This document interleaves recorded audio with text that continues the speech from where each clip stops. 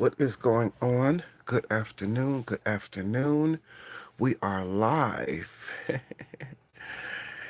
Hey, hopefully everybody out there can hear me. Hopefully everybody out there doing well. It's been a while since I got a chance to do a video. I wanted to do a video last night, only I just didn't feel like setting up all the equipment. So I decided to come to you this afternoon live. So hopefully you all, slowly begin to come in. So far I don't see is anybody watching me and everything so far. But so with everybody else, I guess they can just catch the replay or whatever it is. Oh yeah, it's been a while. YouTube has been a while. Got to get back on it to where I used to be. Yes. Uh, Good afternoon to everyone. As everyone gets ready to come in, if you come in and you see this live, do me a favor and hit the like button. Hey, that don't ever cost you anything to do. And plus, it will make sure that this message is spread throughout the YouTube algorithm.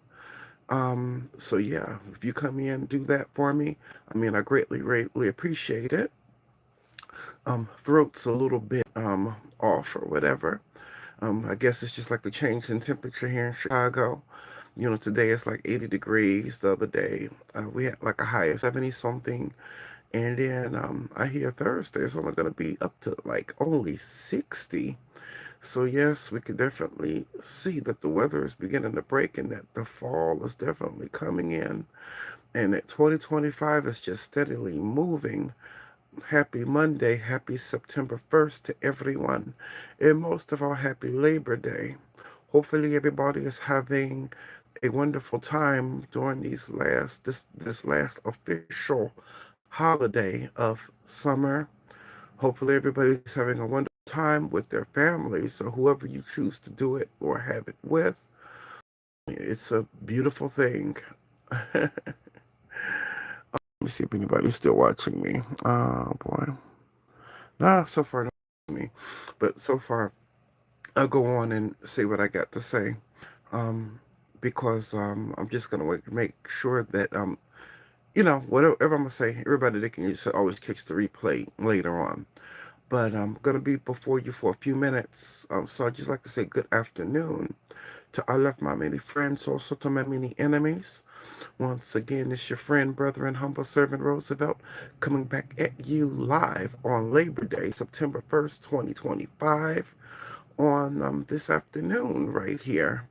And like I said, when you come into the building, make sure you hit the like button.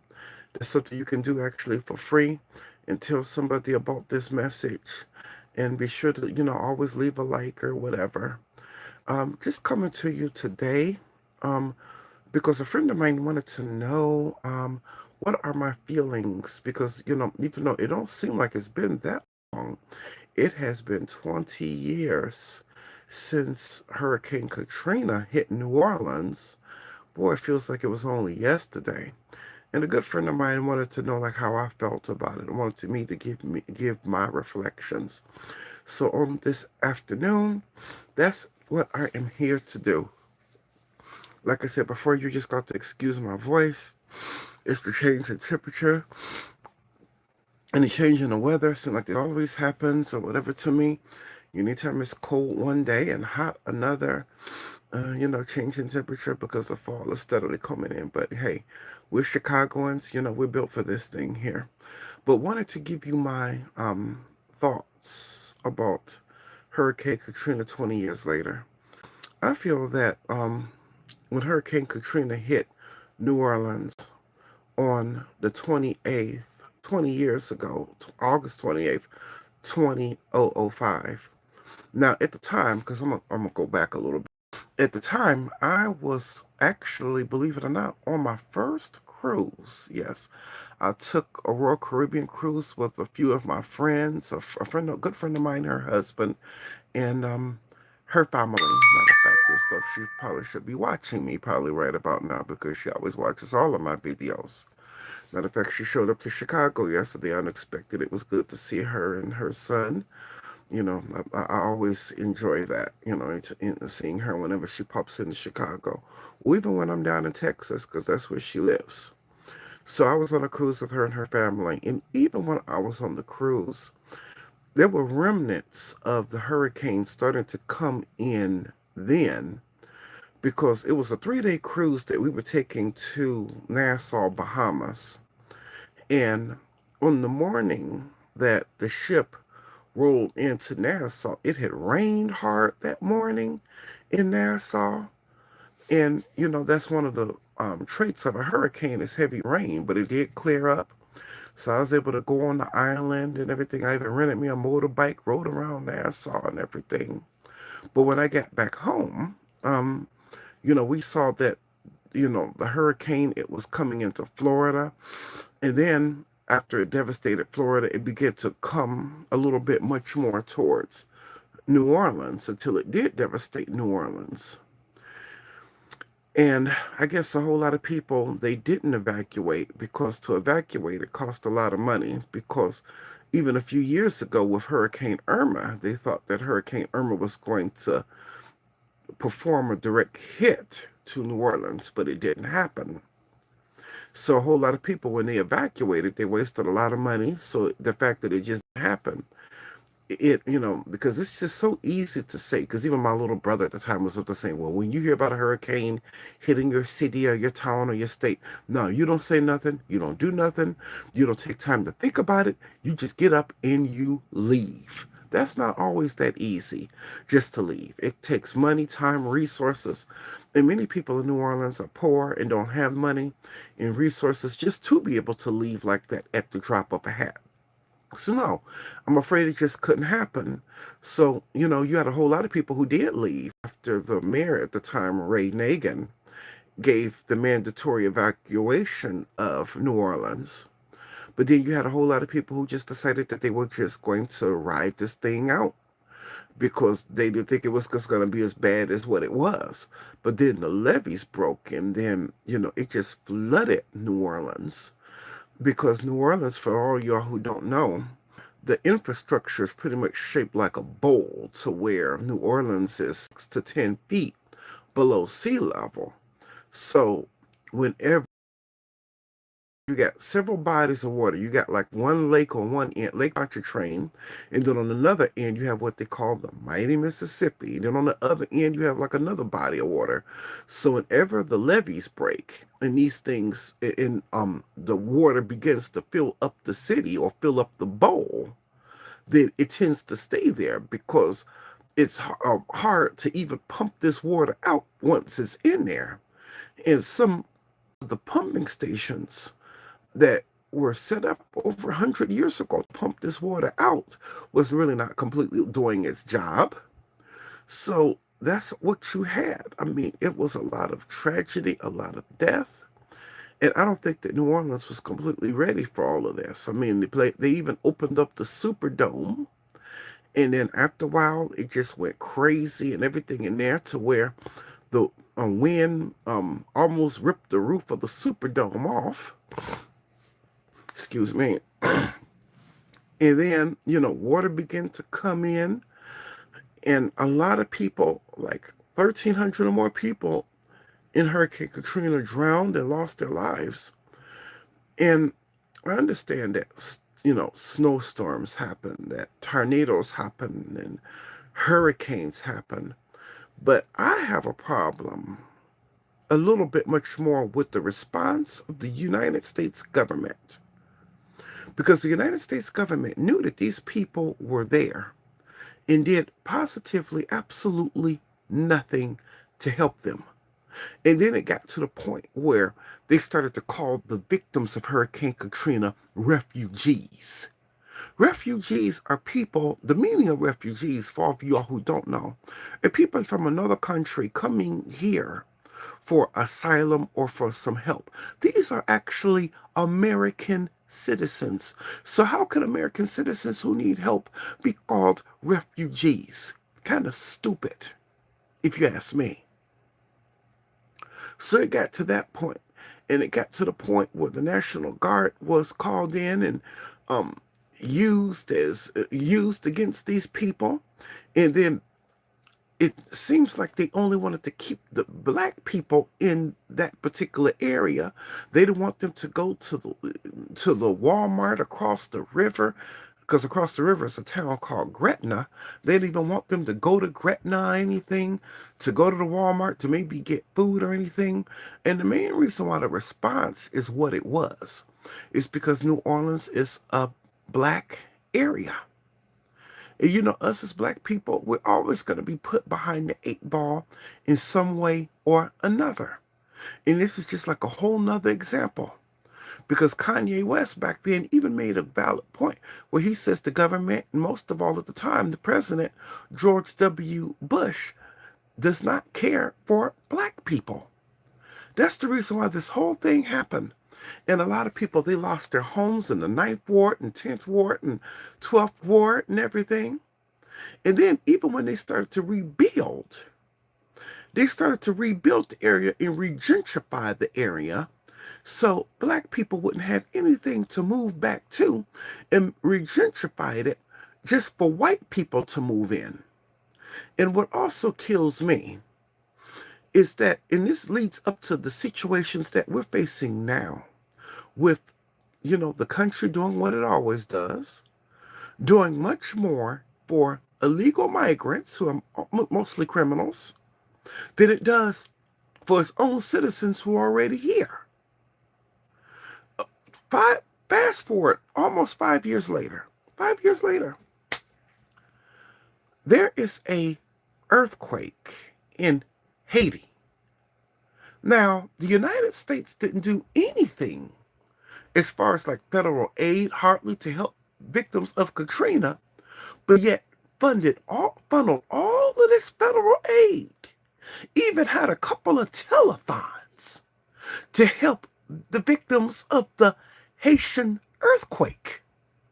But then at the time, I remember I was talking to my cousin about it at the time or something. And the main thing she could always say, come on now, you can't talk down about that or put that down because the United States is only doing that to make up for its lack of response during Hurricane Katrina. But wait a minute. And this is the example I gave her. Because my cousin's name is Karen, and of course she has a good friend named Adrian.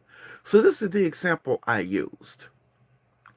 That I told her that if I do something to you, let's just say do something or say something that maybe hurt your feelings, that means I offended you. So if I offended you, I would come back to you and apologize, or to come to you and do whatever I have to do to make that thing right. What would it look like for me to go to one of your friends, Adrian, or another good friend of hers is Regina, and another good friend who she went to college with is named Tim, to go to Adrian, Regina, or Tim to apologize for something that I did to you? No. You are supposed to make this right with the people who you offended. It's certain people who were victims of Katrina who've never been able to return back home. This country did not do right by the victims who are actually full-blooded, born, tax-paying American citizens of this country. Victims of Hurricane Katrina, but yet could do any and everything else for other people who don't even freaking belong here, or not even born here, a whole nother country in the first place. This is what we are facing right now in this country, where this country doesn't do anything to help homeless people on the street, doesn't do anything to lift us as American citizens up, but wants to lift up illegal migrants. That's the problem that we're facing even where I am here in Chicago with our mayor.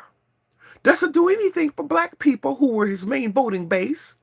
I, being one, I regretfully say so, which I said that after that election, I'm done voting on basis of color. Never again will I ever vote on basis of color just because someone else who is running happens just to be black. No, you vote on character, morals, and principle, not on color. Because every politician that is our color is not our kind. When we elected Barack Hussein Obama as president, that set the whole black community back over 50 years. Because even with this whole thing of helping out the Haitian government and helping the Haitian people during their earthquake, and then certain people in New Orleans were scattered, not being able to return back home, and lost their homes and not being able to get any help, that happened under the presidency of Barack Hussein Obama. So, no, never again vote on color. I'm saying that from me to you. Because that's the problem that we're facing. Because this country has shown us, as a black people, that it cares much more for some pieces of trash in a whole nother country, or some piece of trash that just bought their behinds all the way over here, instead of the American people. We're going through it now, just like victims of Hurricane Katrina went through it then and are still going through it 20 years later. And it's a shame. And I don't think it's something that has to be. And I feel that this country has a whole lot to make amends for. It never made amends for how it treated victims of Hurricane Katrina. Never made amends for the Tuskegee experiment. Never made amends for slavery. Never made amends for even the lynching of Emmett Till, which took place 70 years ago this week.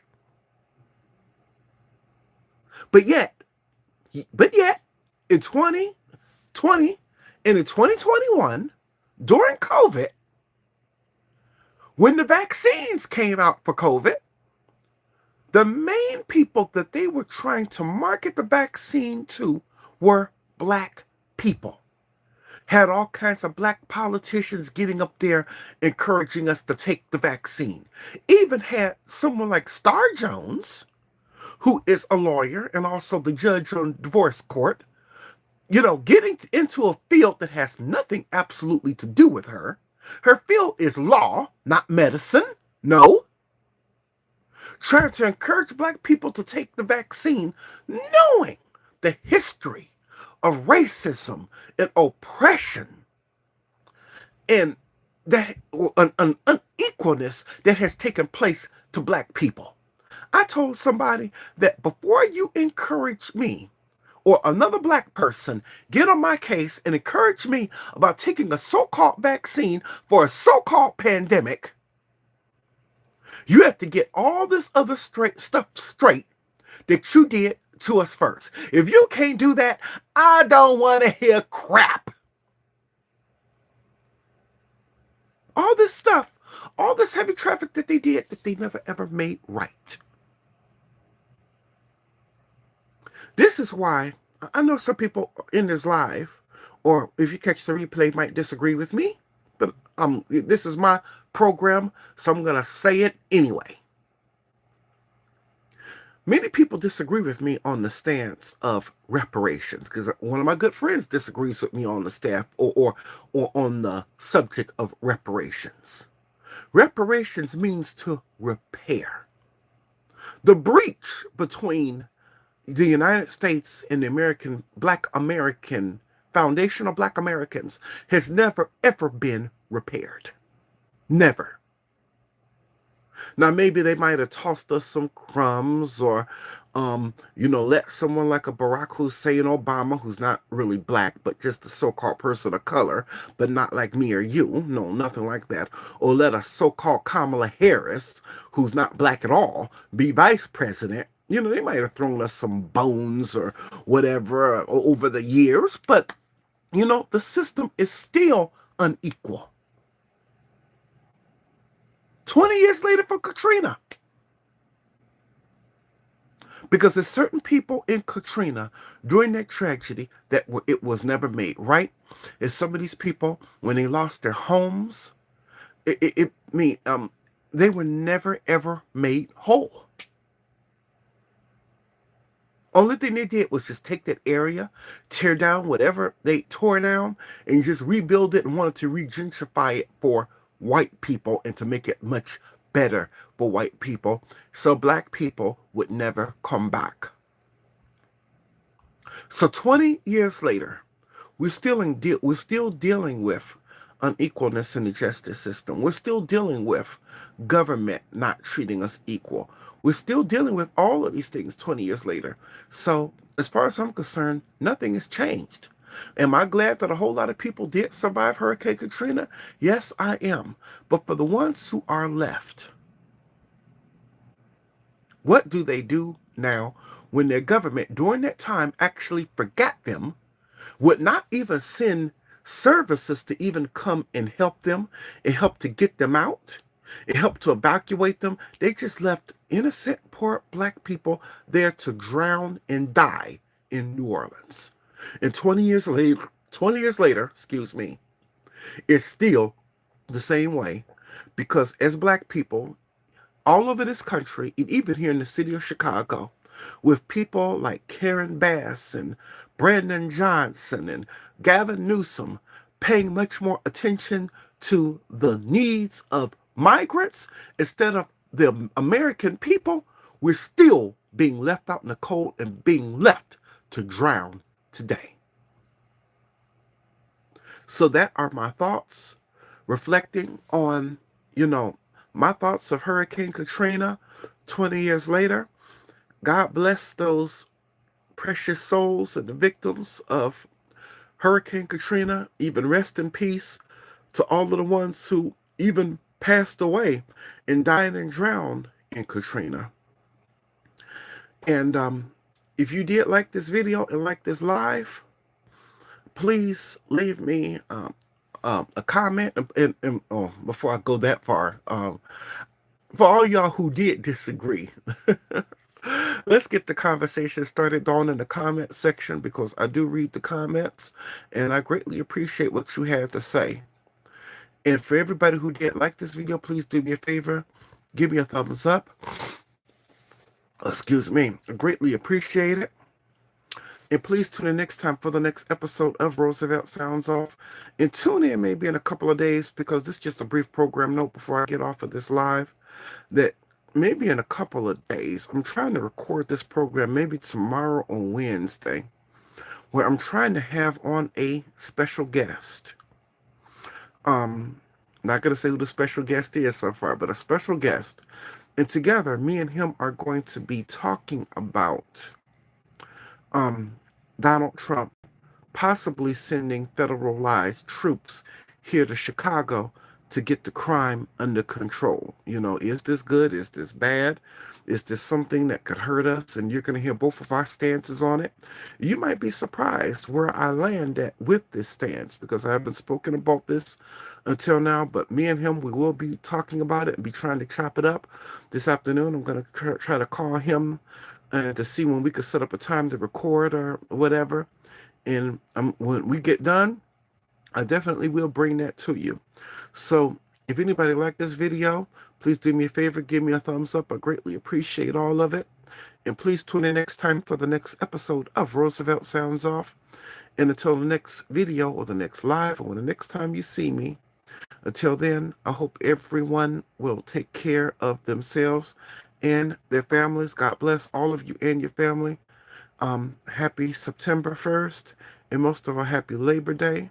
And I see everybody in the next video. Peace and blessings to all.